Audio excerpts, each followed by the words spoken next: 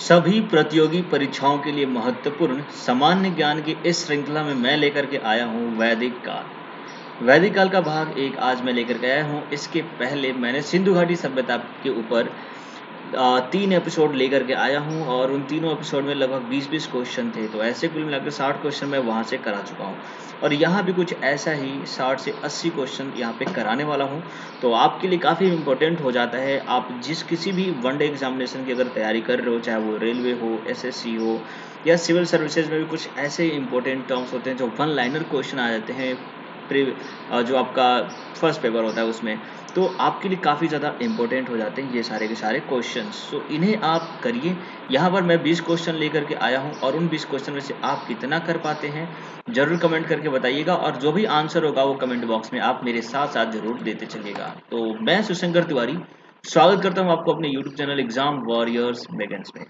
दोस्तों, आपको पता होगा कि डेली करंट अफेयर्स सुबह 6 बजे लेकर के आता हूँ, जो कि आपके लिए काफ़ी इंपॉर्टेंट है क्योंकि करंट का वेटेज अब ज़्यादा ही बढ़ गया है और इसे आपको डेली पढ़ना ही चाहिए क्योंकि एक दिन पढ़ के पूरे महीने भर का करंट अफेयर आप तैयार नहीं कर सकते। इसलिए हमारे साथ सुबह रोजाना 6 बजे जुड़िए और उसे आप विथ डिटेल आंसर के साथ पढ़ा करिए। ओके, जीके का डोज एक हर रोज डेफिनेटली सुबह 8 बजे आ जाता है और आप इसे रोजाना के तौर पे एक डोज के तौर पे ले सकते हैं, है ना। और उसमें मैं कुछ ट्रिक्स भी बताता हूँ, जो भी स्टैटिक जीके होते हैं उन्हें आप कैसे प्रिपेयर कर सकते हो। इसके पहले मेरी बहुत सारी वीडियो इस टॉपिक पे आ चुकी है, आप उन्हें भी जरूर देखिएगा।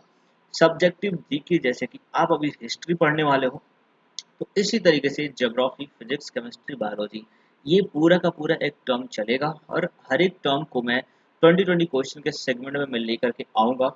एक एक सब्जेक्ट को कंप्लीट किया जाएगा। अभी हिस्ट्री चल रहा है, अगला कौन सा सब्जेक्ट होना चाहिए आप मुझे कमेंट करके जरूर बताइएगा और कौन से टॉपिक पे आप वीडियो चाहते हो वो भी जरूर मुझे बता दीजिएगा ताकि मैं उसे आपके अकॉर्डिंग लेकर के आ सकूँ। करंट इश्यूज जो भी हो रहे हैं दुनिया में आजकल, जैसे कि अभी मैं फिलहाल एक करंट टॉपिक लेकर के आया हूँ जिसमें बताया गया था कि नासा के द्वारा मार्स पर ऑक्सीजन का फॉर्मेशन किया गया है, CO2 को कन्वर्ट किया गया है O2 में। तो ऐसे कुछ टॉपिक जो काफ़ी इंपॉर्टेंट हो सकते हैं आपके पेपर के लिए, आपके पेपर में पूछा जा सकता है, तो इस तरह की टॉपिक्स भी मैं लेकर के यहाँ पे आता हूँ। तो आप अगर हमारे चैनल पे न्यू हैं तो डेफिनेटली आप इसे सब्सक्राइब कर लीजिए, बेल आइकन भी प्रेस कर देना ताकि जैसे हमारी वीडियोस आएँ आप उसे ज्वाइन कर सको। ओके, चलो, और अगर वीडियो अच्छी लगे तो लाइक तो जरूर ही कर देना, है ना। चलिए स्टार्ट करते हैं आज के अपने पहले प्रश्न पे। तो पहला प्रश्न है, आर्य भारत में संभवतः आए, कब आए, कहाँ से आए।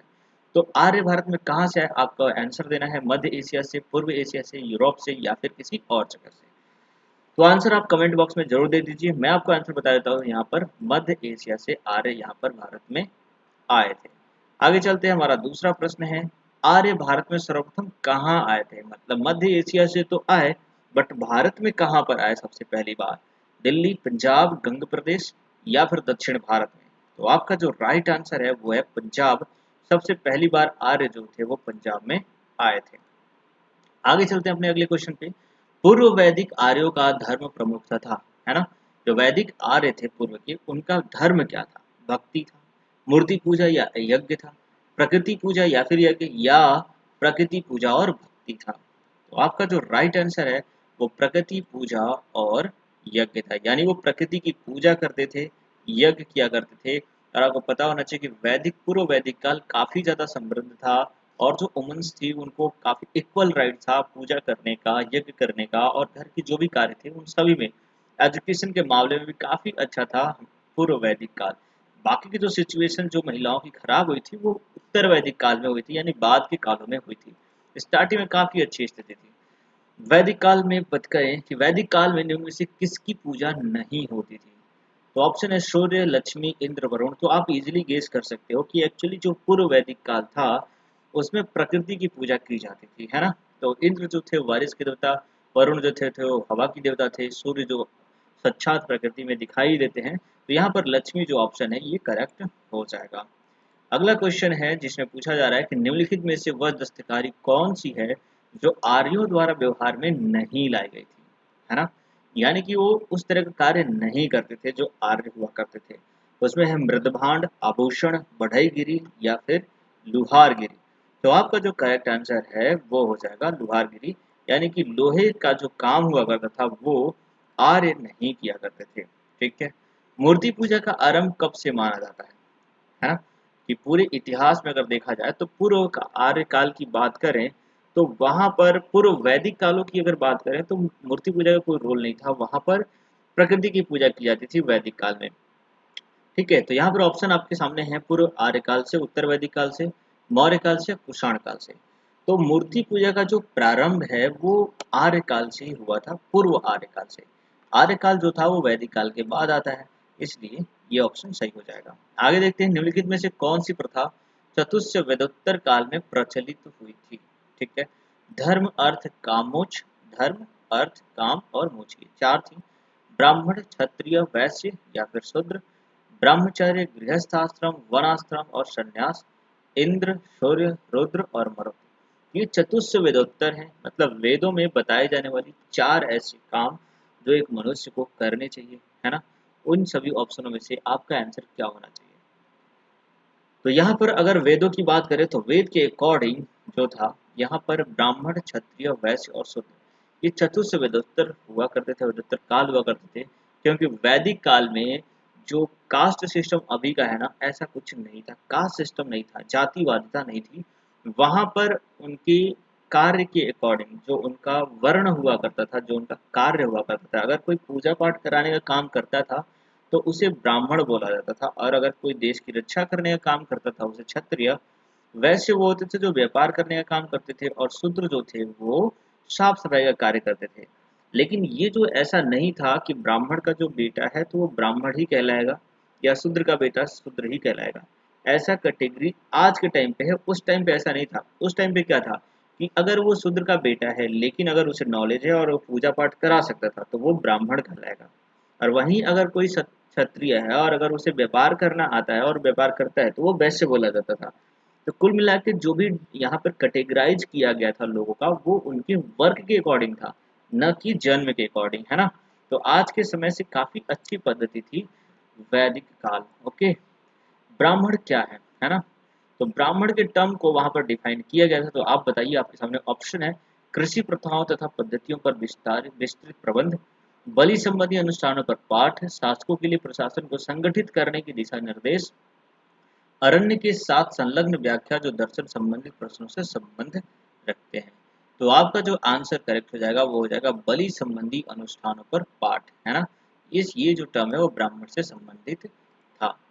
नेक्स्ट क्वेश्चन है, ऋग्वेद में नौवें मंडल के सभी 144 सूक्त तथा अन्य जगह के 6 और सूक्त समर्पित थे। यानी 144 प्लस 6 यानी कि टोटल 150 सूक्त जो ऋग्वेद में नौवें मंडल में दिए गए हैं वो किसको समर्पित थे? इंद्र को, बृहस्पति को, सोम को या फिर वरुण को? तो ये सारे जो टर्म्स हैं वो सब के सब किसको समर्पित थे? तो इंद्र को समर्पित थे। आपका ये राइट आंसर हो जाएगा। चलिए अगला क्वेश्चन है, अद्भुत ब्राह्मण किसे कहते थे? अद्भुत ब्राह्मण किसे कहते थे? ऐतरेत को, सतपथ को, जैमिनी को या फिर षड्विश को? तो आपका जो करेक्ट आंसर हो जाएगा वो हो जाएगा ऐतरेत को। ठीक है। ऐतरेत को ब्राह्मण को अद्भुत ब्राह्मण बोला जाता था। ठीक है। सदा सत्य बोलो किस उपनिषद से लिया गया है? जैसे मुंडक उपनिषद से क्या लिया गया है? सत्यमेव जयते, है ना? सदा सत्य बोलो। तो मुंडक उपनिषद से लिया गया है। एक्चुअली उसका नाम छंदोग्य उपनिषद भी है, इसलिए आपका आंसर राइट हो जाएगा छंदोग्य उपनिषद, यानी कि सत्यमेव जयते, सत्य की सदा विजय होती है, वो मुंडक उपनिषद से लिया गया है। और यहाँ पे सदा सत्य बोलो ये कैसे लिया गया है? छंदोग्य उपनिषद से लिया गया है। इस बात को आप ध्यान में रखेंगे। चलिए आगे क्या है, अद्वैत चिंतन धारा का सबसे प्राचीन उल्लेख कहाँ मिलता है? अद्वैत चिंतन धारा का सबसे प्राचीन उल्लेख कहाँ मिलता है? अथर्ववेद में, ब्रह्म सूत्र में, छंदोग्य उपनिषद में, या इनमें से कोई नहीं? ठीक है। तो ये अद्वैत चिंतन धारा का जो प्राचीन उल्लेख है वो छंदोग्य उपनिषद में ही मिलता है। ये आपका करेक्ट आंसर हो जाएगा। आगे देखते हैं, सांख्य, योग, न्याय, वैशेषिक, मीमांसा एवं वेदांत, इन 6 भारतीय दर्शनों की स्पष्ट रूप से अभिव्यक्ति हुई है। किस वेद में हुई है, कब हुई है, इसके बारे में आपको बताना होगा। आंसर होगा वैदिक युग, गुप्त युग, कुषाण युग या फिर मौर्य युग। तो आपको पता होना चाहिए कि इन सभी विषयों में ये जो दर्शन है भारत के 6, उनकी जो स्पष्ट अभिव्यक्ति हुई थी वो वैदिक युग में हुई थी। वैदिक युग काफी ही ज्यादा प्रॉस्परस था इंडिया का, इसीलिए जो अपने दयानंद सरस्वती थे, उन्होंने कहा था वेदों की ओर लौटो, क्योंकि वैदिक युग में ही वेदों का निर्माण हुआ था और उस वेदों में ही काफ़ी ही ज़्यादा समृद्धता थी, काफ़ी अच्छी बातें लिखी गई थी सोसाइटी को लेकर के, है ना। हालांकि कुछ कुरीतियां बाद में जुड़ गई थी, लेकिन उन्हें आप कंसिडर नहीं करेंगे। ऋग्वेद के 10वें मंडल में नदी सूक्त है, जिसमें 25 नदियों के नाम है, उसमें वर्णित अंतिम नदी का क्या नाम है ये बताना था, है ना। ऋग्वेद में जो नदियां दी गई हैं, 25 नदियों के नाम वहाँ पे उल्लिखित हैं, उनमें से जो सबसे आखिरी नदी है उसका नाम बताना। देखो, क्वेश्चन जो है ना वो किसी तरीके से घुमा के पूछा जा सकता है, और ये क्वेश्चन ऐसे हैं कि आप इन्हें जनरली रिमेम्बर नहीं कर सकते, याद नहीं हो पाते ये सब, ठीक है। तो इनके लिए करना क्या होता है, इनको बस आप रिवीजन करते रहो, देखते रहो, बार बार आंखों के सामने अगर ये आएंगे तो जब क्वेश्चन ये सामने आएगा तो, और ये क्वेश्चन हूबहू आ जाते हैं, ठीक है। और ये जो क्वेश्चन मैं करा रहा हूँ ये कभी ना कभी किसी न किसी पेपर में आए हुए हैं, ठीक है।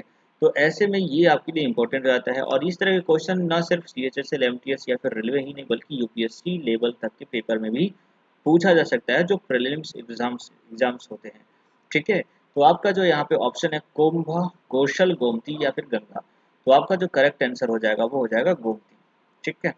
चलिए आगे चलते हैं, अपना अगला क्वेश्चन है ऋग्वेद में सर्वाधिक सूक्त किस देवता को समर्पित है, ठीक है। तो ऋग्वेद में सर्वाधिक सूक्त जो है वो इंद्र को समर्पित है, इंद्र देवता के लिए समर्पित है, क्योंकि लोग वहां पर बारिश के लिए इंद्र भगवान की पूजा किया करते थे, ठीक है। आगे देखते हैं निम्न में से किसमें जादुई माया और वशीकरण का वर्णन है। अपने अपने जो वैदिक काल है उसमें यहाँ पर 4 वेदों का वर्णन किया गया है, ऋग्वेद, यजुर्वेद, अथर्ववेद और सामवेद।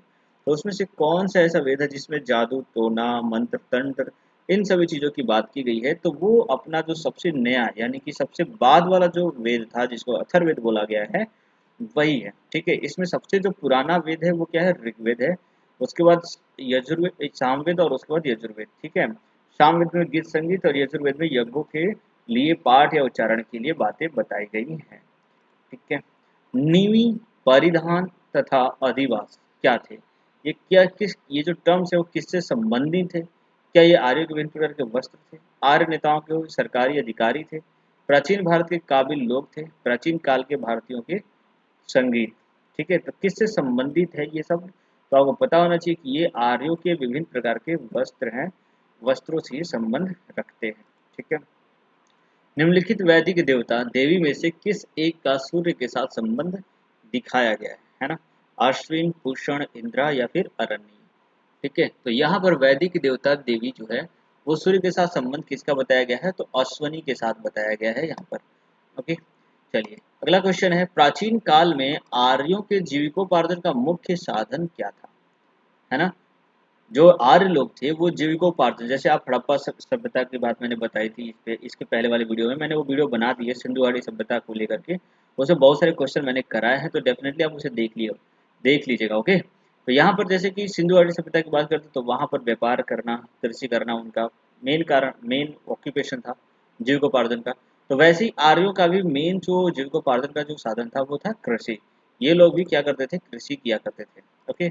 और आज का ये आखिरी सवाल है 20 नंबर का, ऋग्वेद कालीन आर्यों की पहचान किससे नहीं थी, है ना। यानी उनकी पहचान किससे नहीं थी, वो किसको नहीं जानते थे, इसके बारे में आपको बताना है, इंद्र, मरुत, सोम और शिव। तो आपको पता होना चाहिए कि जो ऋग्वैदिक कालीन आर्य थे वो, उनको शिव की पहचान नहीं थी, भगवान शिव की पहचान नहीं थी, बाकी वो इंद्र देवता, मरुतो देवता और सोम देवता की पूजा किया करते थे। तो इस तरीके से मैंने ये सारे क्वेश्चन आपको करा दिए हैं, और उम्मीद करता हूँ कि आपने अपना बेस्ट दिया होगा, और मुझे कमेंट करके ज़रूर बता दीजिए कि आपके कितने क्वेश्चन सही हुए हैं। चलिए बाकी भाग 2 जो है वो मैं लेकर के अगले दिन आऊँगा, और आप उसके लिए प्रिपेयर हो जाइए। तो रोज़ सुबह आप 8 बजे ये वीडियो देख सकते हैं, सॉरी 10 बजे, ठीक है। रोज़ सुबह 10 बजे आप इस वीडियो को देख सकते हैं। तो आप रेडी हो जाओ और सब्सक्राइब कर दो, ताकि जब भी ये वीडियो अपलोड हो, जब भी आप प्रीमियर हो हमारा, तब आप उसे लाइव आकर के देख सके और लाइव कमेंट कर सके। चलिए धन्यवाद।